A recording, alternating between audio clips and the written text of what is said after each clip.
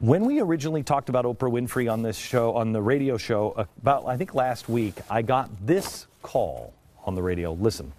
Let's go to Anita. Hello, Anita. You're on the Glenn Beck program.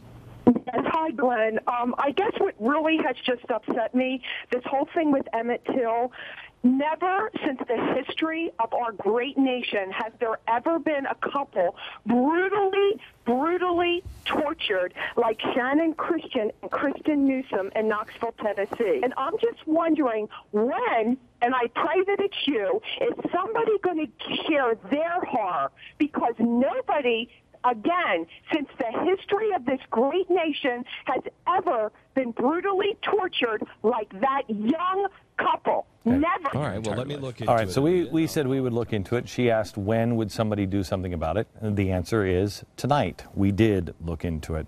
And I led with Oprah Winfrey and her non-apology because it was Emmett Till that she said, oh, you know, it's just the same thing. Trayvon Martin and Emmett Till, they're not.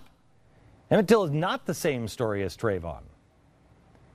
And I did the monologue last week and said, would you tell me which one do you think? Does it sound the same? You tell me if there's any similarities here.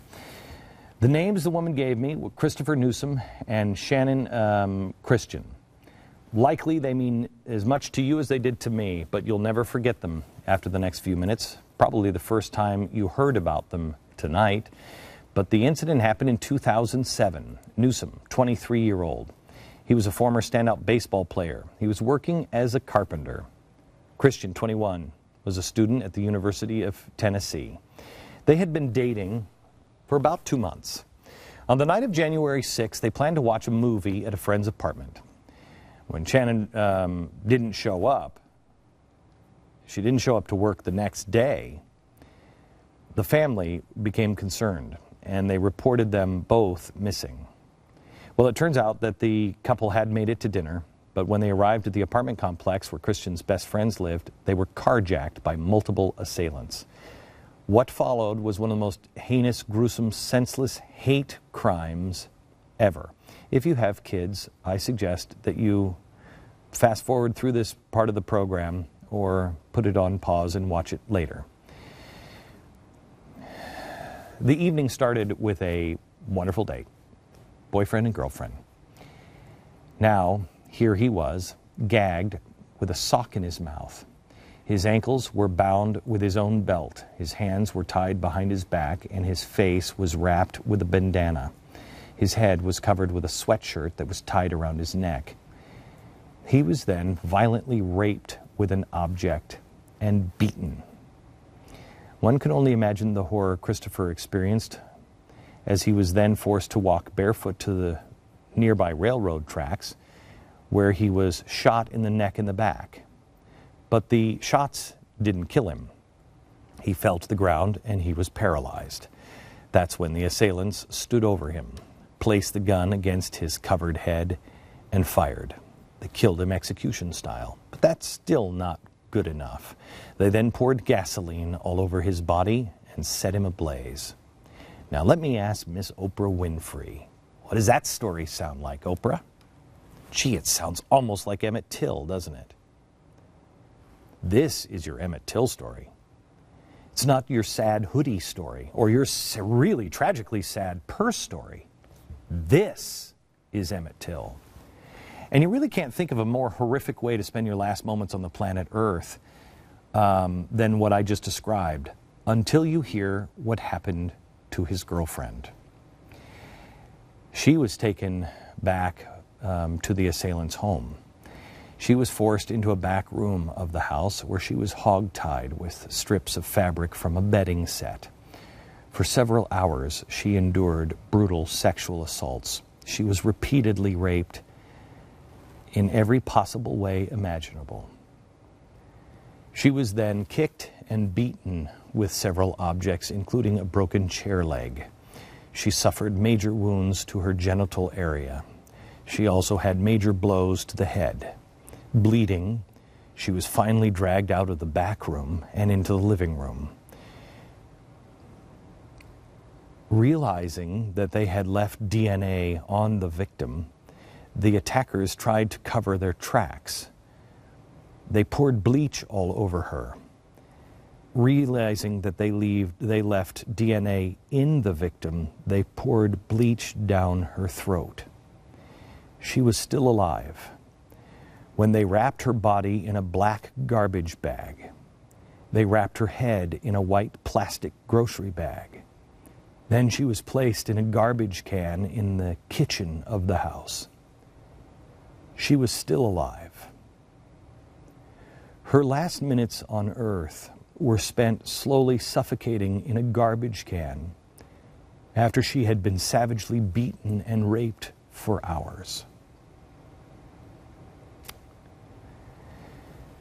Here's one of the dirtbags explaining it. He, by the way, was trying to act like he had nothing to do with it at all.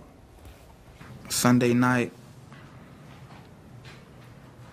he brings the girl out of his room, and I noticed that she didn't have any clothes on from the waist down, no shoes on, no socks. Yes, he has her in the kitchen. Me and Vanessa and George, he make all of us come in the kitchen in the back, utility room, make us stand there for a minute. So as we're all standing there, he puts his arm around the girl's neck, tries to kill her, tries to choke her. He lets her go and she falls. She falls to the floor.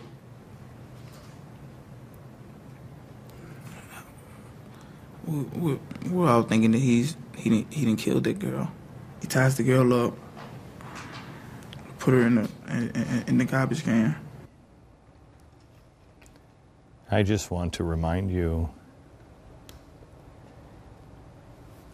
that this was someone's daughter.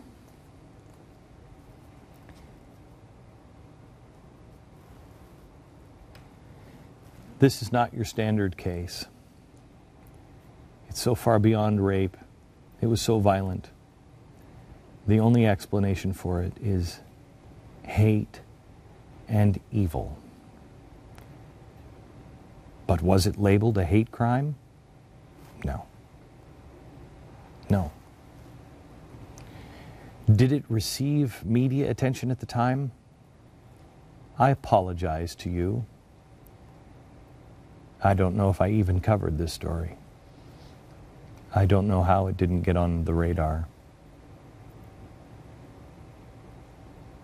Other than the story just doesn't fit the agenda of the media's favorite special interest groups. There were no Al Sharptons, no Jesse Jacksons. There's still no Al Sharpton, no Jesse Jackson. There's no one calling for social justice. The suspects? They're all convicted. The original judge was discovered to have a drug addiction. It got him disbarred. So wait a minute, what happened to their conviction? Well, that opened up the doors for the killers to try to abuse the justice system. And all but one have repeatedly pursued retrials and appeals. The lone female attacker had her sentence reduced by a third. This is a miscarriage of justice, forcing the family to live this horror over and over and over again every time they're dragged back into the court battle. And to give you an idea of what they're going through, here's Shannon's dad during the trial. She was proud of her faith in God.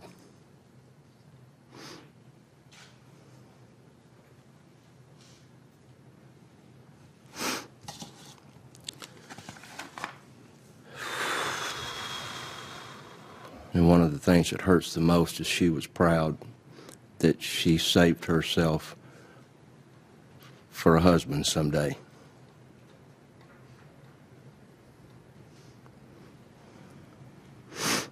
I will never get to walk her down the aisle.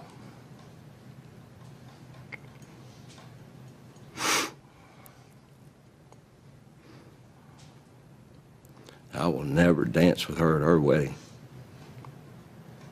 We live in a time now in America where special interest groups dictate what matters and what doesn't.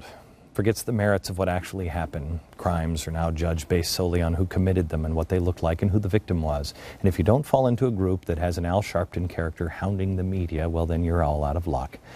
Why wasn't the story given real coverage? Because the victims were young, white, a couple in a nice car, and the killers were 4 black men and 1 black woman. Is it because there's no special interest group that covers this category of crime? Real social justice will happen when justice is blind, and when we all remember that only God can oversee true and everlasting justice. And we all remember vengeance belongs solely to Him.